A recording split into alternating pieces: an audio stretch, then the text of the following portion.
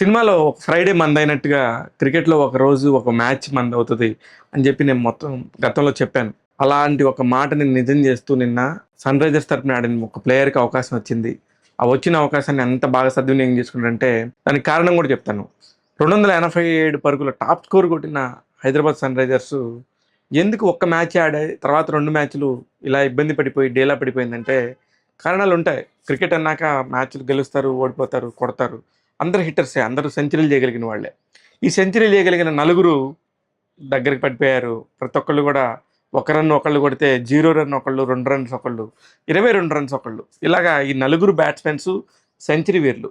వీళ్ళు నలుగురు గూడా అభిషేక్ శర్మ ఫస్ట్ ఓవర్‌లోనే ఒక రన్‌తో వెనుదిరిగితే రనౌట్ అయ్యి, అలాగే ట్రావిస్ హెడ్ 22 పరుగులు, అలాగే ఇషాన్ కిషన్ 2 పరుగుల వద్ద, నితీష్ కుమార్ రెడ్డి అయితే 0 వద్ద. ఇలా అందరూ గూడా టక టక టకమని పడిపోతుంటోని ఒక్కసారిగా ఒకతనికి అవకాశం వచ్చింది. అనికేత్ వర్మ అనే అతను విరుచుకుపడ్డాడు. 74 పరుగులు చేశాడు. చాలా తక్కువ బంతులో 42 బంతులే వాడాడు. 32 బంతులు, 33 బంతుల దగ్గర అతను 50 పరుగుల మైలురాయిని దాటాడు. మిగతా 7, 8 బంతుల్లోనే 25 పరుగులు కొట్టాడు. చాలా ఫాస్ట్‌గా సెంచరీ కూడా కొట్టేస్తాడేమో అనుకున్న టైంలో అనవసరంగా లాంగ్ ఆన్‌లో దొరికిపోయాడు. కానీ ఎవరితను? ఇంత సన్‌రైజర్స్ దగ్గర నుంచి ఆడుతున్న ఈ ప్లేయర్ ఎవరంటే అంతకుముందు ఏ టీములకి ఆడాడు? ఇండియా ఏ ఆడాడా? ఇండియా బి ఆడాడా? అని అందరూ అనుకున్నారు. రైట్ చేస్తే ఆయన ఎక్కడ ఆడలేదు. ఒకే ఒక్క మధ్యప్రదేశ్ తరపున కొన్ని లీగ్ మ్యాచెస్ ఆడాడు. ఆ రాష్ట్రం తరపున ఆడాడు తప్ప ఎక్కడా కూడా ఆడలేదు. అంటే ఇక్కడ గ్రేట్‌నెస్ ఎందుకు చెప్తున్నానంటే ఎక్కడ ఆడకపోయినా తనకు అవకాశం వచ్చినప్పుడు అలా నించొని మొండి ధైర్యంతో ఆడే టీమ్ అంతటిని ఒక పక్కన నించోబెట్టాడు. అది గ్రేట్‌నెస్. అందువల్ల 160 పరుగుల మైలురాయిని దాటింది. కొంచెం గౌరవప్రదంగా నించుంది సన్‌రైజర్స్ అంటే బికాస్ ఆఫ్ అనికేత్ వర్మ వల్లే.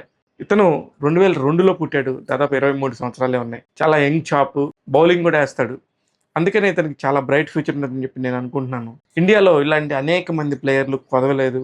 అలాంటి వాళ్ళల్లో ఇప్పుడు అనికేత్ వర్మ కూడా జాయిన్ అయ్యాడు. అది కూడా నిన్నొక్క మ్యాచ్. ఆ మ్యాచ్ సన్‌రైజర్స్ ఓడిపోయినా కూడా వ్యక్తిగా మాత్రం అనికేత్ వర్మ గెలిచాడు. అది మాత్రం క్లారిటీగా చెప్పదలుచుకున్నాను. అందుకే అనికేత్ వర్మ పేరుని ఇన్ని సార్లు చెప్తున్నాను. ఒక్క మ్యాచ్ తన జీవితాన్నే మార్చేస్తుంది. అందరి దృష్టి అనికేత్ వర్మ మీద పడింది.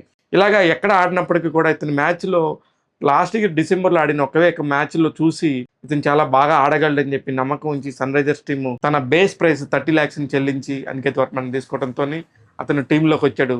ఇప్పటివరకు 3 మ్యాచ్‌లు ఆడే అవకాశం వచ్చింది. మిగతా 2 మ్యాచ్‌ల్లో కూడా చాలా తక్కువ బాల్స్ అవకాశం వస్తే ఈ మ్యాచ్‌లో మాత్రం ఫుల్ ప్లెడ్జ్డ్‌గా అతనికి అవకాశం రావడంతో చెలరేగిపోయాడు. ఇతని ఇన్నింగ్స్‌లో 5 4లు, 6 6లు కొట్టాడు. అందుకనే ఇతని గురించి ప్రత్యేకంగా చెప్పాల్సొస్తుంది. ఇండియాలో ఇలాంటి ప్లేయర్స్ లెక్కకు మించి ఉన్నారు. చూస్తూనే ఉండండి ఇలాంటి అనేక ఇంట్రెస్టింగ్ విషయాలను ఎప్పటికప్పుడు మీ ముందు ఉంచుతాను. ట్యాగ్ తెలుగు యూట్యూబ్ ఛానల్ ద్వారా నేను మీ శివ మల్లాల.